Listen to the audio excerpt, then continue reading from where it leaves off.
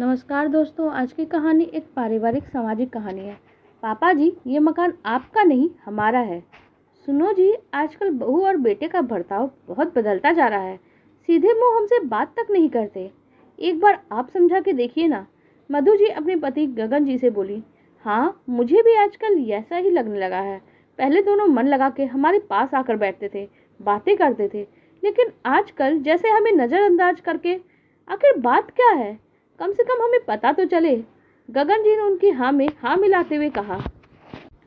आप सही कह रहे हैं, मैं भी तो वही कह रही हूँ। पर अब आप सो जाइए, कल हम बात कर लेंगे इसके बारे में। रात बहुत ज़्यादा हो गई है, पता नहीं वो दोनों कब तक यहाँ आएंगे। मधु जी ने कहा। हाँ, आजकल की पार्टी में ये सब बहुत ज़्यादा ये दोनों जाने लगे हैं। रात को भी बहुत देर से आते हैं, जैसे घर पे कोई हो ही ना। बात तो करनी ही पड़ेगी, उसके लिए मैं सुबह तक इंतजार नहीं कर सकता। आने दो उन्हें, मैं आज ही बात करूँगा, गगन जी ने कहा। अरे अभी वो लोग थके हुए हारे हुए आएंगे, फिर आप कुछ कहोगे तो फिर उन्हें बुरा लग जाएगा, और फिर इस वजह से रात को घर का माहौल भी खराब हो जाएगा।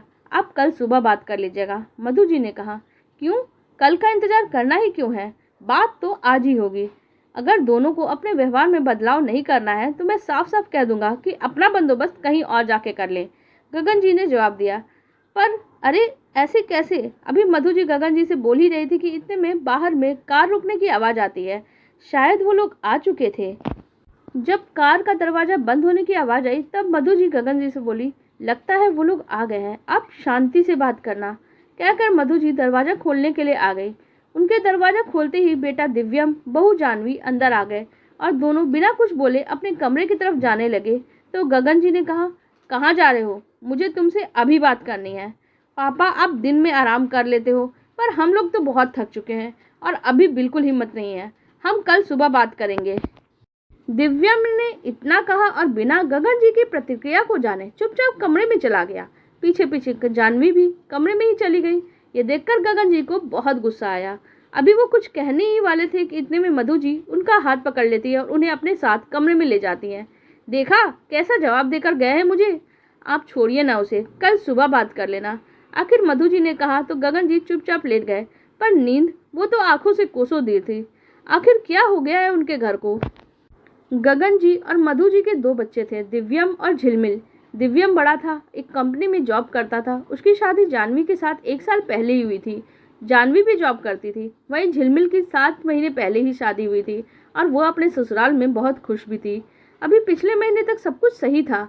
दिव्यम और जानवी उनका बहुत ध्यान रखते भी थे। दिव्यम भी ऑफिस से आने के बाद कुछ देर उनके पास जरूर बैठता था।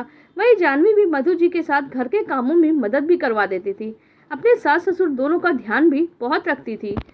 फिर एक दिन मधु जी की तबीयत बहुत ज़्यादा खराब हो गई और उन्हें हॉस्पिटल में एडमिट कराना पड़ा था। हालांकि दोनों ऑफिस जाते थे, इस कारण उस समय गगन जी उनके पास ही रुकते थे। जब 2 दिन के बाद अस्पताल से वापस आए तो सब कुछ बदल गया था। अब तो वो लोग उनके पास बैठना तक पसंद नहीं करने लगे थे। आखिर अचानक ऐसा क्या हो गया? उन्हें कुछ भी समझ में नहीं आ रहा था। खैर, सुबह दिव्यम और जानवी 8 बजे तक उठकर अपने कमरे से बाहर आए। उन्हें देखते ही गगन जी ने कहा, अरे 8 बज गए हैं, तुम दोनों को ऑफिस नहीं जाना है क्या? नहीं पापा, हमने 5 दिन की छुट्टी ले ली है। हमारा दोस्तों के साथ बाहर घूमने फिरने का प्लान है। बस अभी 3 घंटे बाद यहाँ से निकल जाएंगे, दिव्यन ने कहा। तुमने बाहर जाने का प्लान बना लिया और हमें बताया तक नहीं? मधु जी ने हैरानी से कहा। अब हर चीज़ आपको बताना जरूरी है क्या? हमारी जिंदगी है, हम अपने फैसले खुद ले सकते हैं। हर बार हमारी लाइफ में इंटरफेयर मत किया कीजिए, जानवी चिढ़ते हुए बोली। बहू, ये किस तरीके से बात कर रही हो तुम अपनी सास से? भूलो मत, वो इस घर की मालकिन है, गगन जी गुस्सा होते हुए बोले।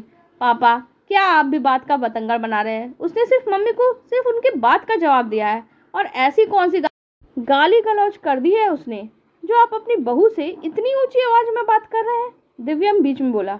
वाह बेटा, तेरी पत्नी तेरी मम्मी से बदतमीजी से बात कर रही है, तुझे वो नहीं दिख रहा है, उल्टा उसके गलत को बढ़ावा दे रहा है।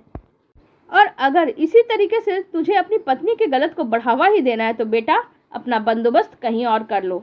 हमें हमारे घर में चैन से रहने दो, गगन जी ने कहा। आपका घर? कौन सा घर? अब ये घर हमारा है, आपका नहीं। अब यहाँ रहना है तो हमारे अनुसार तो रहना ही पड़ेगा। खुद के मकान के पेपर आपने खुद ही साइन किए थे, अचानक जानवी बोली। सुनकर गगन जी और मधु जी सकते में आ गए। आखिर हमने कब साइन किए थे? अचानक गगन जी ने कहा। फिर उन्होंने दिव्यम की तरफ देखा जो नजरें नीची करके बैठा हुआ था। वह दिव्यम के पास गया और उसका कॉलर पकड़ के उसे खड़ा करते हुए बोले, क्या किया है तुमने? कब किया मैंने मकान के पेपर पे साइन? सच सच बताओ। पापा, उस समय मम्मी हॉस्पिटल में थी तो कुछ पेपर पे साइन करवाए थे ना आपसे, बस तभी। कहते कहते दिव्यम चुप हो गया और अपने आप को छुड़ाकर अंदर कमरे में चला गया। तब गगन जी को याद आया कि जब मधु जी हॉस्पिटल में थी तब दिव्यम उनके पास आया था कि ये कहकर कि कुछ ज़रूरी पेपर है उन पे साइन करने हैं और मम्मी से इलाज के लिए ये सब ज़रूरी है, और उन्होंने विश्वास किया और विश्वास ही विश्वास में उन्होंने बिना देखे साइन कर दिया। पर उन्हें ये नहीं पता था कि उनका ही बेटा उनके साथ इतना बड़ा धोखा कर रहा है।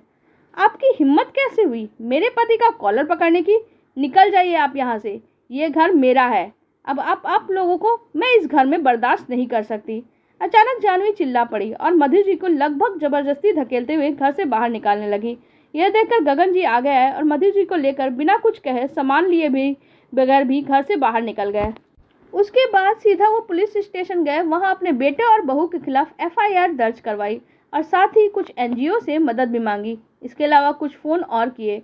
पुलिस और एनजीओ वाले के साथ गगन जी और मधु जी वापस अपने घर आए। इधर दिव्यम और जानवी बाहर आने के लिए अपना सामान पैक करके निकल ही रहे थे कि अचानक पुलिस को देख के उनकी सिट्टी पिट्टी गुम हो गई।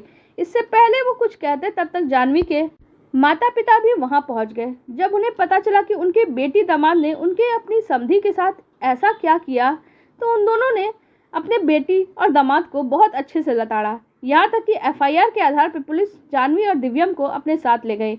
जब तक झिलमिल भी वहां पहुंच गए अपने माता पिता के पास।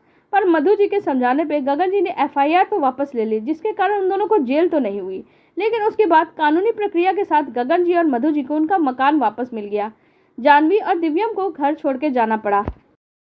इधर जानवी के माता पिता ने भी उसे प्रॉपर्टी से बेदखल कर दिया। आखिर उन दोनों के हाथ कुछ भी नहीं आया, प्रॉपर्टी भी चली गई हाथ से, साथ ही बदनामी हुई वो अलग।